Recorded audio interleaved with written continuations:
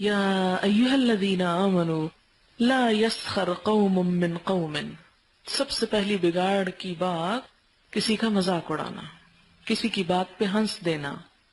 لا یسخر، نہ مذاق اڑائے، قوم، ایک قوم، من قوم، کسی قوم کا. یہاں مراد ہے مرد، قوم سے مراد یہاں مرد ہیں، کیونکہ آگے عورتوں کی بات آ رہی ہے. نساء کے مقابل آ رہا ہے قوم، اس لیے مرد مانا ہے. عسا، امید ہے، ان یکونوا، کہ وہ ہوں، خیرا منہم، ان سے بہتر، مذاق اڑانے والوں سے زیادہ اچھے. ولا نساء، اور نہ عورتیں، من نساء، عورتوں کا مذاق اڑائیں. عسا، ہو سکتا ہے، ان یکننا، کہ وہ ہوں، خیرا منہن، ان سے زیادہ بہتر. آپ دیکھیں کہ عموماً قرآن پاک کے احکامات بس یا ایھا الذین آمنوا کہہ کے سب کے لیے اکٹھے کر دیے گئے، مردوں اور عورتوں سب کے لیے.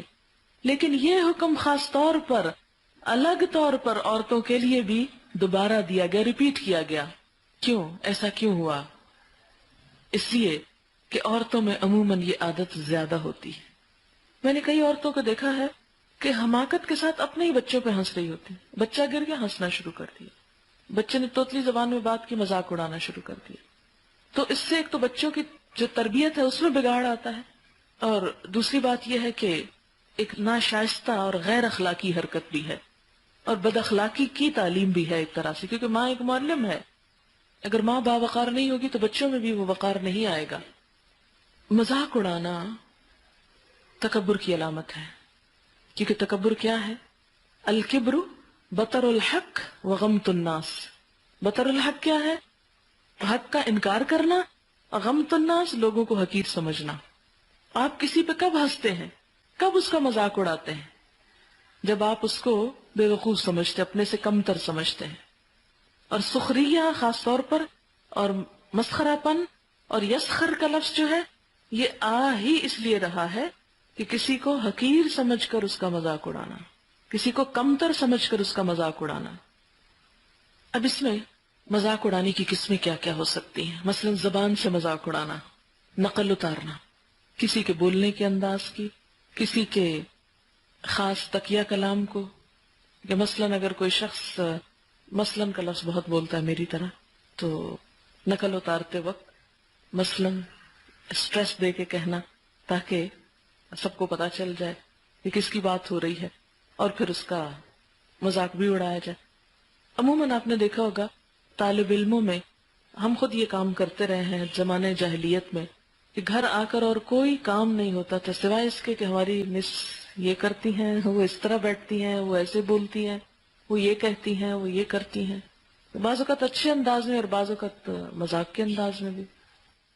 میں جب کبھی کوئی لیکچر دیتی ہوں حقوق العباد پہ، تو اس میں عموماً یہ بات کرتی ہوں کہ ہم اسلام پر بڑا اعتراض کرتے ہیں، کیا کریں، غیبت بھی نہیں کر سکتے، جھوٹ بھی نہیں بول سکتے، مذاق نہیں اڑا سکتے، ہر چیز نو نو نو، حرام حرام حرام. ٹھیک ہے، اڑائیں، آپ خوب مذاق اڑائیں کسی کا، بہت اچھا، آپ کا دل ٹھنڈا ہو گیا مذاق اڑا کے. اب رکھیں اپنے آپ کو اس جگہ، اب پیش کریں آپ اپنے آپ کو کہ آپ کا اب اڑایا جائے. آپ پسند کریں گے؟ نہیں. تو جو چیز اپنے لیے پسند نہیں کرتے وہ دوسروں کے لیے کیوں پسند کرتے ہیں؟ پھر ہم کو اس وقت اسلام کے سارے اصول، ضابطے، قاعدے، آیتیں سب یاد آ جاتی ہیں کہ یہ قرآن میں لکھا ہوا ایسا نہ کرو، اور فلاں ہمارے ساتھ یہ کر رہا ہے. آپ اس وقت کہاں تھا قرآن آپ کا کہ جب آپ خود یہ کام کر رہے تھے؟ اپنے لیے تو آپ اجازت چاہتے ہیں اور دوسروں کے لیے آپ پابندی لگاتے ہیں. تو بات یہ ہے کہ اللہ تعالی ہم انسانوں کے لیے ہم سے بڑھ کر مہربان ہے، ہم سے بڑھ کے محبت کرتا ہے. یہیں سے پتہ چلتا 70 ماؤں سے بڑھ کے پیار کرتا ہے. اس کو نہیں اچھی لگتی یہ بات کہ اس کے کسی بندے کا کوئی دوسرا بندہ مذاق اڑائے. وہ خود تو اڑاتا نہیں، اس کے فرشتے بھی نہیں اڑاتے، کوئی اور مخلوق نہیں اڑاتی. انسانوں کا مذاق انسان ہی اڑاتے ہیں. تو اللہ تعالیٰ کو انسانوں سے پیار ہے، اپنے بندوں سے. اسے نہیں پسند کہ دوسرے انسان اس کے بندوں کا مذاق اڑائے، اور خاص طور پر جب وہ بندہ بیچ میں بھی نہ ہو، سامنے بھی نہ ہو. اور پھر آپ دیکھیں کہ جب کسی کا مذاق اڑایا جاتا ہے اس کو تو نہیں پتا چلتا بعض اوقات، یا اسے تو خبر بھی نہیں ہوتی کہ کون اس کے بارے میں کیا کہہ رہا ہے، یا کس انداز میں اس کا ذکر کر رہا ہے. اس کا تو کچھ بھی نہیں بگڑتا سوائے اس کے کہ کوئی دوسرے کا اوپینین اس کے بارے میں برا ہو جاتا ہے.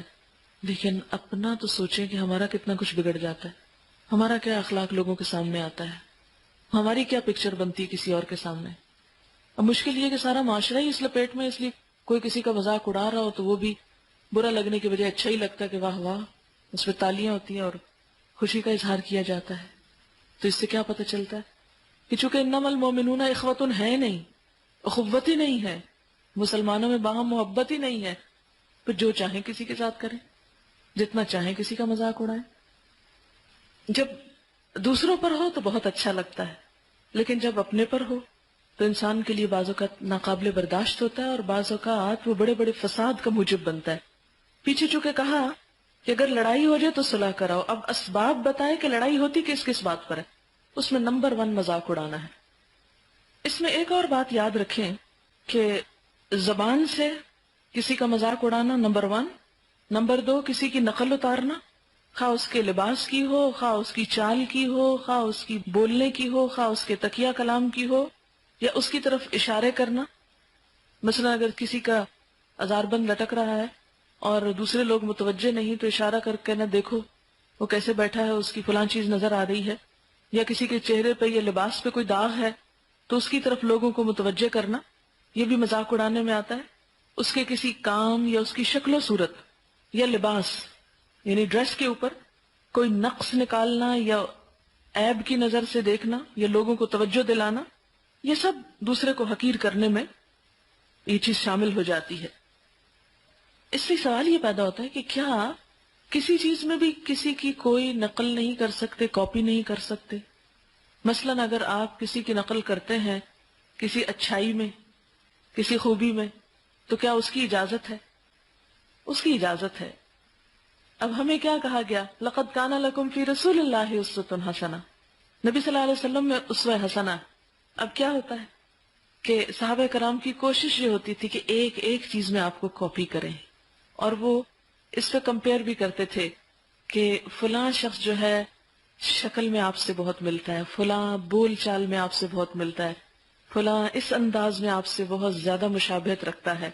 اور صحابہ کرام کی کوشش بھی ہوتی تھی.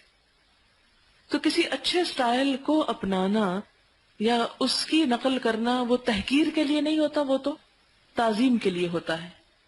مثلا بعض اوقات کسی کے ڈریس سے آپ متاثر ہو کر اس جیسا ڈریس پہنتے تو آپ اس کا مطلب یہ نہیں کہ اس کا مذاق اڑا رہے ہیں، یعنی نقل اتارنے کی بات ہوئی نا تو اس سے کاپی کرنا چاہیے. اسی طرح بعض اوقات کسی کے بولنے کے سٹائل کو آپ کاپی کرتے ہیں، آپ کسی بھی چیز سے امپریس ہوتے ہیں تو آپ اپنے سٹائل میں وہی چیز لانا چاہتے ہیں، تو یہ اس میں نہیں آتا. میں مثلا اب جو پڑھاتی ہوں تو اگر آپ میرے استادوں کو ملے تو آپ دیکھیں گے کہ ہر ایک میں سے کچھ نہ کچھ لے کے ایک اور چیز بنائی ہوئی ہے. کسی کے بولنے کا انداز، کسی کے عربی پڑھنے کا انداز، کسی کی کوئی اور چیز. تو لازمی طور پر انسان اپنے بڑوں سے سیکھتا ہے.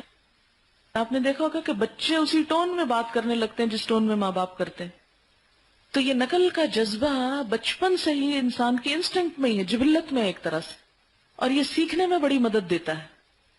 یہاں پر اسلام کیا کر رہا ہے؟ اسے ایک پازیٹو رخ دے رہا ہے. صرف اتنی سی بات ہے کہ ایک مثبت رخ دیا جائے، کسی کی تحقیر نہ کی جائے، مذاق اڑایا نہ جائے، نقل اتاری نہ جائے. ہاں اچھی چیزوں میں کسی کو اگر فالو کر لیا جائے، اور بعض اوقات شعوری طور پر انسان کرتا ہے اور بعض اوقات لاشعوری طور پر بھی کر رہا ہوتا ہے، تو ایسے میں کوئی ممانعت نہیں ہے، حرج نہیں ہے، کوئی گناہ کی بات نہیں. پھر خاص طور پر آپ دیکھیں کہ عورتیں عورتوں کا نہ اڑائیں، مرد مردوں کا نہ اڑائیں.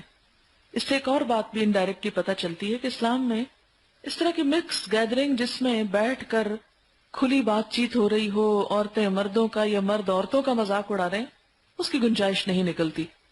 صحابہ کرام اور صحابیات کے درمیان ایسی مجلسوں کا کوئی ثبوت نہیں ملتا کہ جس میں وہ بیٹھ کر کھلی گپ شپ لگا رہے ہوں، ہنسی مذاق کر رہے ہوں، مذاق اڑا رہے ہوں.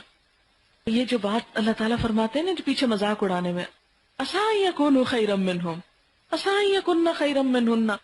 جن کا تم مذاق اڑا رہے، جن کو تم حقیر سمجھ رہے ہو، جن کو تم برا کہہ رہے، ہو سکتا ہے ان کا اخلاق، ایمان، تقوی تم سے زیادہ بہتر ہو. کیونکہ جب انسان مذاق اڑا اس کو تو نہیں پتا کہ کسی شخص کا اللہ کے ساتھ کیا معاملہ ہے. کوئی اللہ سے کتنا ڈرنے والا ہے، کتنا زیادہ اس کے اندر ایمان کا وزن ہو چکا ہے کہ وہ اللہ تعالیٰ کو سخت ناپسند ہو کہ اس کے پسندیدہ بندے کا کوئی مذاق اڑائے. جس وہ ایک حدیث میں آتا ہے نا کہ من عادی لی ولیا فقد آذنتہ بالحرب، جو میرے کسی ولی یا میرے دوست سے عداوت رکھتا ہے تو میں اس کے خلاف اعلان جنگ کرتا ہوں. مثلا ایک شخص کافر تھا، مسلمان ہو گیا، سب گناہوں سے توبہ کر لی اس نے، وہ ایسے پاک ہو گیا جیسے ماں کے پیٹ سے آج پیدا ہوا. اب اگر کوئی شخص اس کی پچھلی زندگی سے اسے منسوب کرے یا اس کا ریفرنس دے یا اس کو بدنام کرے تو ایسا شخص بدنام کرنے والا اللہ کی نظر میں گر جائے گا. فاولئک ھم الظالمون.